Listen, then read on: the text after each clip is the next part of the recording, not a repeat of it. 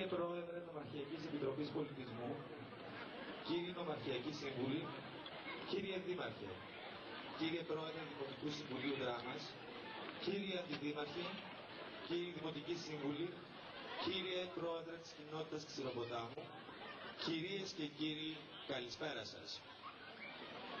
Σας καλωσορίζουμε στο 6ο Διεθνές Φεστιβάλ Παραδοσιακών Χορών με την επωνυμία Ξηροπόταμος 98.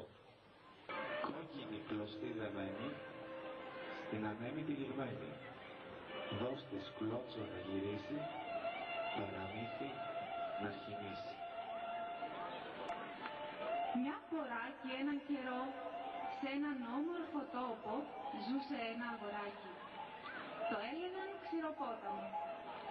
Φαντάζομαι πως θα σας φανεί περίεργο το όνομά του, μα στα παραμύθια όλα γίνονται. Οι γονείς του λέγανε παλιές ιστορίες για τα γλέντια και τους χορούς του τόπου του.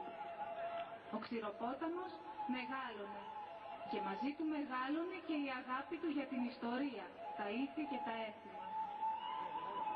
Λάτρευε τη μουσική και ήξερε να παίζει παραδοσιακά όργανα με τον ταϊρέ και τη λύρα.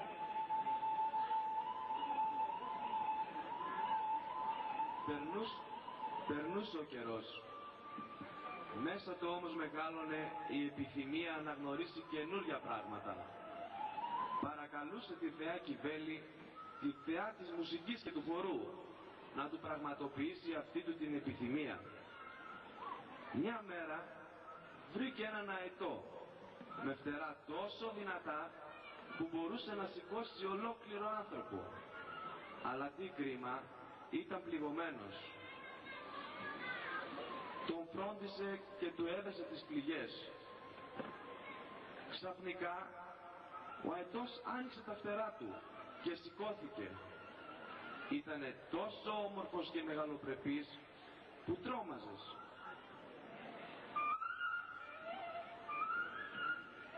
Ο αετός του είπε ότι θα τον πάρει στις φτερούγες του και θα τον ταξιδέψει σε όλο τον κόσμο.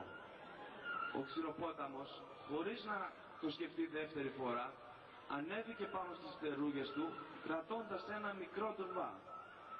Έτσι ξεκίνησε το παραμυθένιο του ταξίδι. Πέταξαν πάνω από βουνά, θάλασσες, κάμπους. Αλλά τι κρίμα, το μυαλό του νέου ήταν πίσω στους συγχωριανούς του, που δεν είχαν τη δυνατότητα ούτε μπορούσαν να φανταστούν τι υπήρχε έξω από το μικρό τους χωριό. Έτσι λοιπόν πήρε την απόφαση να γυρίσει πίσω. Και αφού ήταν σίγουρος ότι δεν θα τον πίστευαν, έβαλε μέσα στον τορβά του ένα δώρο από κάθε χώρα που είχε επισκεφτεί. Φτάνοντας ο Ξηροπόταμος, ενθουσιασμένος, φώναζε τους συγχωριανούς του να έρθουν, να μαζευτούν να δουν τι δώρα τους είχε φέρει. Και τότε, ανοίγοντας τον τορβά του, βγάζει το δώρο από τη Λιθουανία, την Ιταλία, την Ουγγαρία, από την καταπράσινη Ρουμανία, αλλά και από άλλες περιοχές της δικιάς του χώρας. Βλέποντας λοιπόν τα δώρα, ενθουσιασμένοι, όλοι μαζί τραγούδησαν. Θα έρθεις σαν αστραπή. Θα έχει χώρα γιορτή, θάλασσα, γη και ουρανός, το δικό σου φως.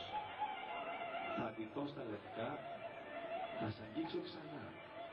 Πώς εσύ και καρδιά εγώ, πόσο σ' αγαπώ.